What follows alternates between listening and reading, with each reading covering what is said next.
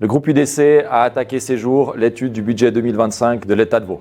Nous avons dit que nous étions insatisfaits du travail effectué sur la baisse des ETP à l'État de Vaud.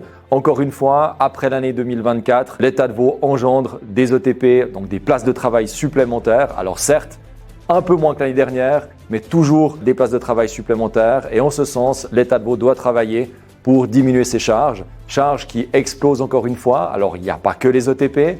On a aussi les différents services sociaux qui sont mis à disposition de la population, qui sont nécessaires dans une certaine sorte, effectivement, mais qui explosent encore une fois. On a aussi une problématique supplémentaire et qui se retrouve dans le budget cette année, c'est les coûts liés à l'Ukraine et l'asile en général, dont on voit que ça prend de l'ampleur d'année en année. Et globalement, ce budget, je dirais, prend de l'épaisseur encore une fois, alors que les revenus, et ça c'est important de le souligner, sont en hausse. Là aussi, malgré la baisse fiscale décidée l'année dernière de 3,5%.